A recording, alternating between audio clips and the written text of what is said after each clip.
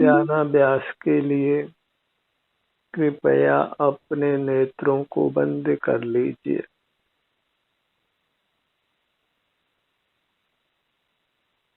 सुख हमारा ही स्वरूप है। सुख के लिए हमें अपने से ही युक्त रहना है। अपने सुख को भोगना ही हमारा काम है।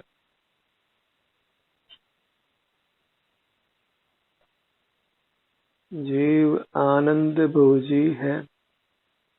अपने आनंद को भोगे, यह उसका स्वभाव है।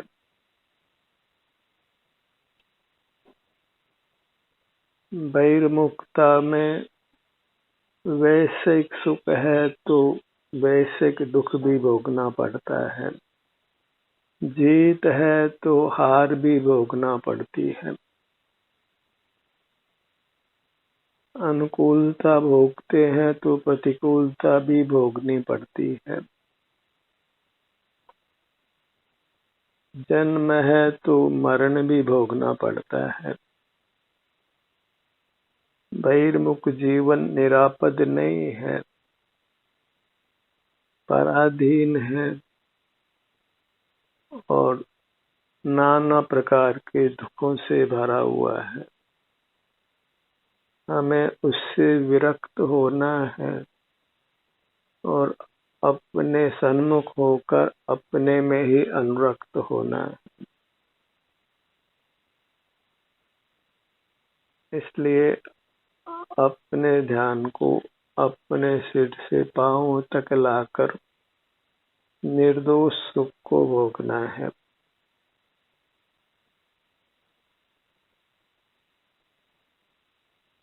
और जीव का वास्तविक काम मात्र अपने निर्दोष सुख को भोगना है। तो परमात्मा भी केवल अपने सुख को ही भोगते हैं। बाह्य जगत से नाता तोड़कर अपनी ही मूर्त से युक्त होकर जीव योगी होता है और योगीश्वर होता है।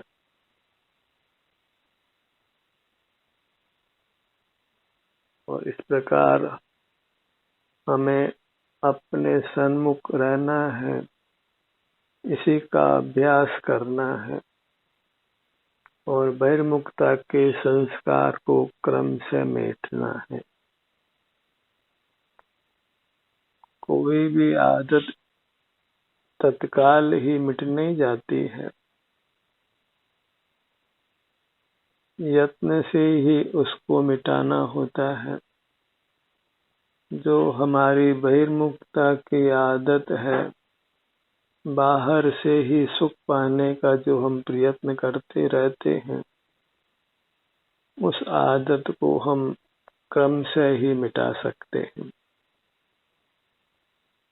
और जब इस आदत को हम संपूर्णतया मिटा देते हैं, तब से ही हम परमात्मा होकर अनंत काल तक उत्तम सुख को भोगते हैं।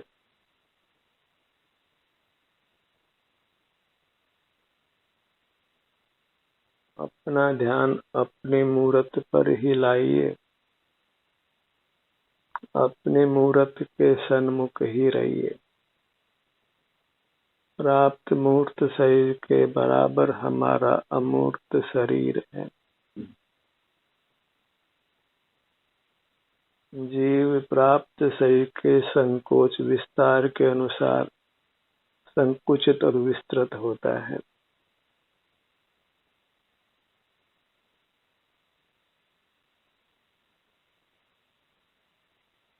ऐसा ही जीव का मूर्त के साथ अनादि से संबंध बना हुआ है।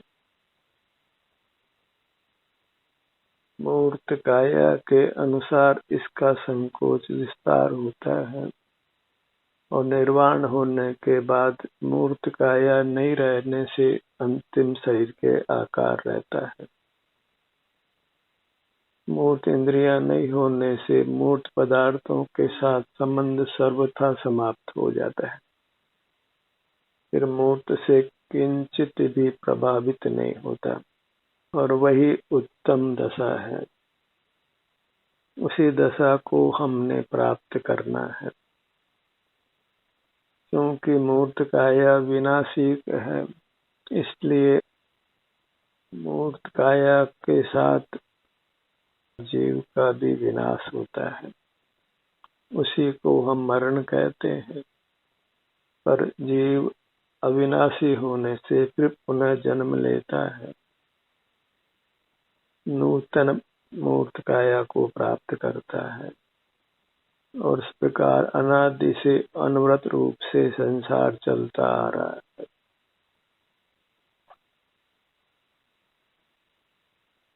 हमें बाह्य जगत की रुचि छोड़कर अपनी अमूर्त काया की रुचि उत्पन्न करना है।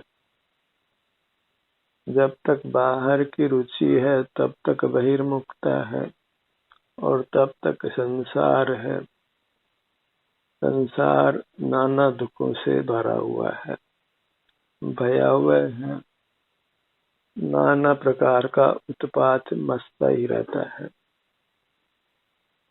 कोई जीव सदा कुशल नहीं रहता है, नाना प्रकार के दुखों से जूझता ही रहता है।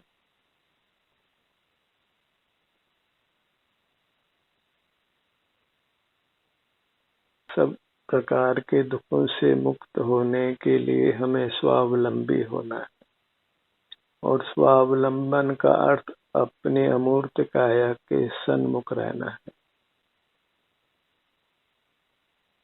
उसके लिए नेत्रों को बंद रखकर अपने अमूर्त काया का ही एहसास करना है, संवेदन करना है। सिर से पांव तक ये मैं हूँ ऐसा एहसास होता है बाल गोपाल सभी जीवों को। यही सुख दुख का परिणाम होता है। इसी के साथ जब हम युक्त होकर रहते हैं तो फिर हमारा संसार क्रम से मिट जाता है। उत्तरोत्तर अधिक सुख का अनुभव होता है, और इस प्रकार सकल मूर्त कर्म जो बंधे हैं अनादि से ही, उनसे मुक्त होकर जीव अपने अमूर्त दशा को प्राप्त कर लेता है। फिर सदा परमात्मा के रूप से ही रहता है। बाह्य जगत को देखता जानता नहीं है। जीव परिपूर्ण बना हुआ है, उसको सुख के लिए वास्तव में किसी पर पदार्थ की आवश्यकता नहीं है। पर पदार्थ को देखने जानने की आवश्यकता भी नहीं है।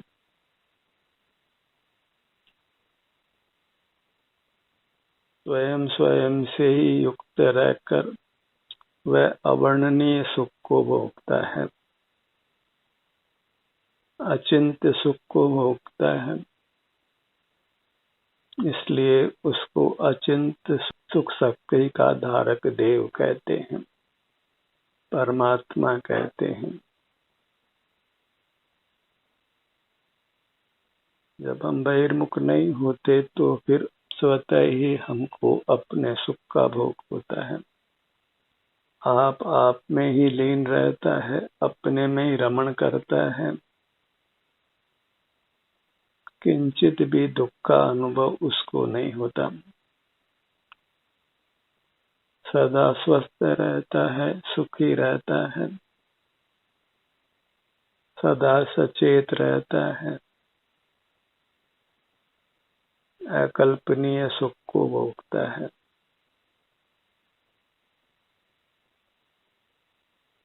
अपने सन्मुख रहिए, उपयोग किसी एक भाग पर नहीं ठहरे तो किसी भी भाग पर रहे, अंतर यात्रा करें, निज में ही विहार करें, विचरण करें और निराकुल रहें।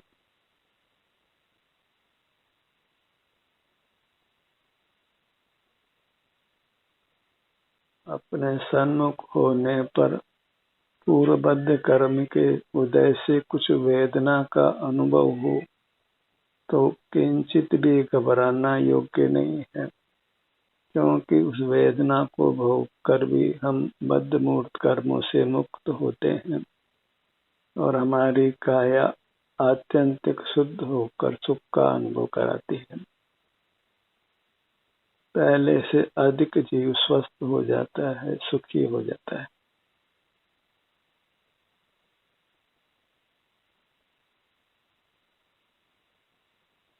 अपने ध्यान को अपने नेत्रों पर लाइए।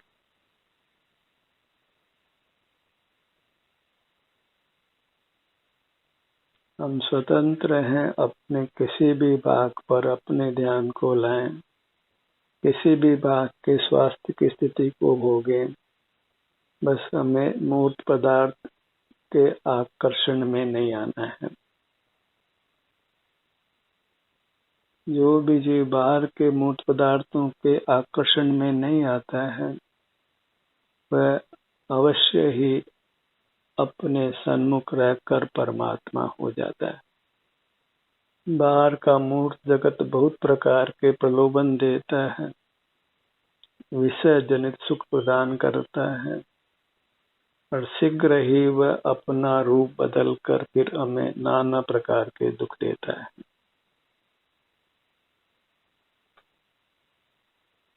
इसलिए विषय भोग का फल रोग शोक दुख का है। इसलिए हमारी परिणति मूर्त पदार्थों में नहीं जाए, अपने अमूर्त काया में ही विचरण करे। मूर्त पदार्थ सुख स्वभावी नहीं है, अपने अमूर्त काया ही सुख स्वभावी है।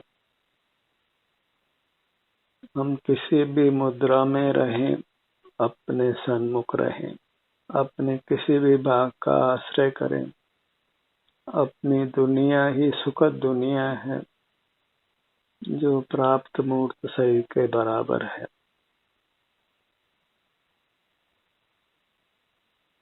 अपने ध्यान को अपने दोनों कानों के भाग पर लाइए।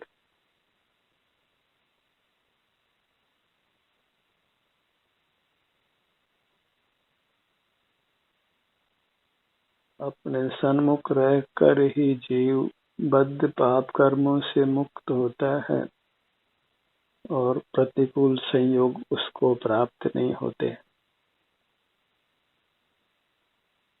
पाप के उदय में ही नाना प्रतिकूल प्रसंग प्राप्त होते हैं और जीव नाना दुखों को भोगता है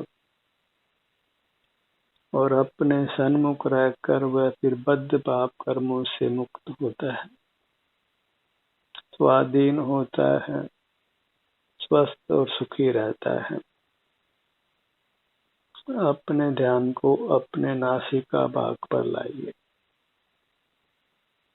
इन इंद्रिय द्वारों से ही जीव मूर्त विषयों को ग्रहण करके नाना दुखों को भोगता है और विषय सुख भी आकुलता सहित होने से दुखी ही है। पराधीन होने से पराधीनता में वांछित सुख नहीं है। मूर्त पदार्थ परद्रव्य हैं, इसलिए उनके आश्रित सुख सुख नहीं है। सिर से पांव तक ये अपने अमूर्त काय ही अपना द्रव्य है, उत्तम पदार्थ है, परमात्मा रूप है। इसी के सुख को भोगने से जीव परमात्मा होता है, फिर अनंत काल तक सुख भोगते हुए ही रहता है।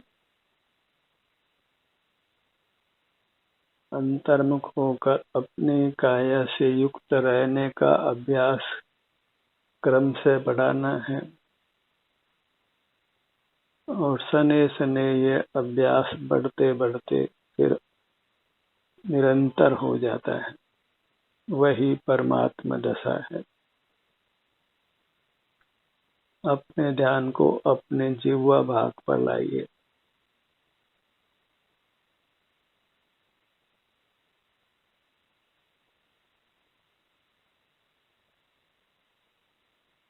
स्पर्शन इंद्रिय का विस्तार संपूर्ण काया में है। संपूर्ण काया में ही हमको मूर्ति के स्पर्श का ज्ञान होता है। इसलिए अपने ध्यान को अपने संपूर्ण काया पर फैलाइए।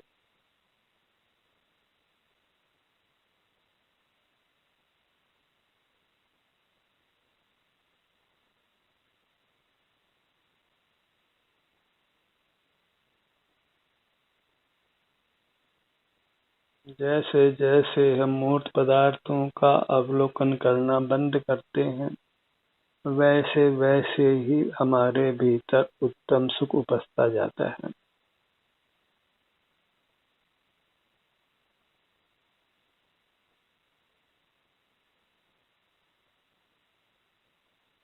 अपने ध्यान को अपने हृदय स्थान पर लाइए। यहाँ पर सूक्ष्म द्रव्य मन माना गया है। उसी के निमित्त से जीव विचार करता है, विकल्प करता है और बहिर्मुख रहता है। इसलिए इस मन को भी जीतना योग्य है। इसलिए अपने ध्यान को अपने हृदय स्थान पर रोकिए। सीने के मध्य भाग में ठहरिए। कहा भी है, मन के जीते जीत है और मन के हारे हार। मूर्त विषयों को देखने जानने से हमारा मन चंचल हो जाता है। उन्हीं पदार्थों की बारंबार वांछा करता है और प्रतिकूल पदार्थों को हटाने के लिए निरंतर चिंतन करता है।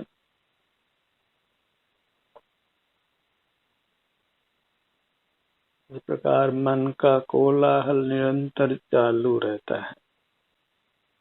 मन इंद्रियों से दूर हो, क्या बहु पूछे बात।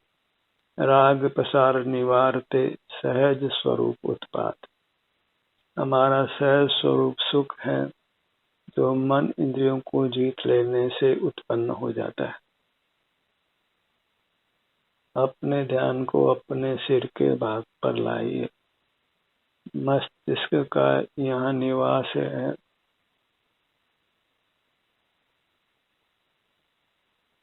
तो भी जाते हैं, गहरी नींद में भी होते हैं, तो इस मस्तिष्क के कारण से बाह्य पदार्थ हमारे उपयोग का विषय बनते ही रहते हैं और निरंतर आकुलता बनी रहती। निद्रा में भी जीव अल्पाधिक आकुलता अवश्य भोगता है। स्वप्न की प्रक्रिया अनवरत रूप से चलती है। भले ही जागने के बाद कुछ ही स्वप्न याद रहें, क्योंकि जीव अपने सन्मुख नहीं होता तो निरंतर फिर ज्ञान की प्रवृत्ति होती रहती है, और जहाँ ज्ञान की प्रवृत्ति है वहाँ आकुलता नियम से होती, और जब अपने सन्मुख होता है तो वहीं निराकुलता होती है, शांति होती है, आनंद का भोग होता है।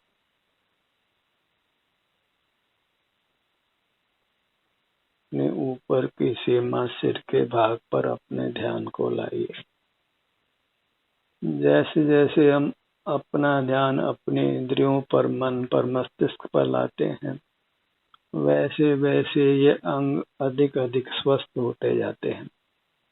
इंद्रियां कुशल होती है, मन की शक्ति बढ़ती है, मस्तिष्क की स्मरण शक्ति आदि शक्ति बढ़ती है। पर इनके बढ़ने पर भी हमें इनके उपयोग से अपने आप को बचाना है। बाहर में अनुकूलता की सामग्री भी उत्तरोत्तर अधिक मिलती है, क्योंकि अपने सन्मुख होने से पुण्य कर्म संचित होता है। बद्ध पाप प्रकृतियां भी पुण्य में बदल जाती हैं। इसलिए ध्यानाभ्यास से उत्तरोत्तर सब प्रकार की बाह्य अनुकूलताएं मिलती है। मूर्त शरीर भी हमारे अनुकूल रहता है, पर ये सब होने पर भी हमको बाहर के जगत से जुड़ने से बचना है। आगे आगे बहिर्मुख रहने के लिए अधिक प्रलोभन प्राप्त होते हैं, लौकिक कार्यों में सफलता मिलती है, यश मिलता है, पर उस सब के प्रलोभन में नहीं आकर उन सब उपलब्धियों की उपेक्षा कर हमें अपने उत्तम सुख को ही भोगना है। सुगमता से प्राप्त सामग्री, यश, उन सब के भोग से अपने आप को बचाए रखना है। जिस वांछित सामग्री लोग बहुत मेहनत से प्राप्त करता है, ध्यानाभ्यास करने वालों को वह सामग्री बिना प्रयत्न के ही प्राप्त होती है। जगत जिन सुखों को भोगना चाहता है, वे सुख ध्यानाभ्यास करने वालों को सहज ही उपलब्ध होते हैं, पर वे उस सुख की ओर देखते भी नहीं हैं। वे अपने निर्दोष सुख को ही भोगते हैं। बाहर की भौतिक सामग्री का सुख भोगने योग्य नहीं जानकर ध्यानाभ्यास करने वाले उस बाह्य सुख के भोग से अपने आप को बचा कर रखते हैं और अपने सन्मुख रहकर अपने में ही लीन रहते हैं और उसी से वे परमात्मा दशा को प्राप्त करते हैं। आगे आगे बहिर्मुख रहने के प्रलोभन अधिक प्राप्त होते हैं, लेकिन ध्यानाभ्यास करने से जीव उनमें किंचित भी आकर्षण को प्राप्त नहीं होता और अपने उत्तम सुख को भोगता है। अपने ध्यान को अपनी दोनों भुजाओं पर लाइए। आगे आगे मूर्त काया भी ऐसी प्राप्त होती है जिससे हम बाहर के बहुत सारे अनुष्ठानों को कर सकते हैं, कुशलता से कर सकते हैं। लेकिन ध्यानाभ्यास करने वाले अपने हाथ पर हाथ धरकर बैठते हैं, हाथों को काम में नहीं लेते, पाँव को भी बांध कर रखते हैं, पद्मासन में, अर्ध पद्मासन में या वज्रासन में रहते हैं। तो शारीरिक अनुकूलता जितनी भी प्राप्त होती है, उसको ध्यानाभ्यास करने वाले उस अनुकूलता को नहीं भोगते हैं, अपने ही उत्तम सुख को भोगते हैं। आत्म के अहित विषय कसाय, इनमें मेरी परिणति न जाए। बाहर के सुख का प्रलोभन छोड़कर अपने सन्मुख होने से जो अति उत्तम सुख मिलता है, उसी सुख में अनुरक्त रहना योग्य है। फिर वहाँ किसी प्रकार की जोखिम नहीं है, वहाँ सुख के साथ दुख जुड़ा हुआ नहीं है, यश के साथ अपयश जुड़ा हुआ नहीं है। विषय सुख के साथ दुख जुड़ा है, बाहर की उपलब्धियों के साथ अनुपलब्धियां जुड़ी है, पर अपने सन्मुख होने से जो सुख प्राप्त होता है वह एकांतिक सुख है। उसके बाद दुख उत्पन्न नहीं होता है। इसलिए परमात्मा सदा शाश्वत सुख को भोगते हैं, उनको किंचित भी दुख नहीं होता, क्योंकि दुख का कारण बहिर्मुखता पूरी तरह समाप्त हुई है।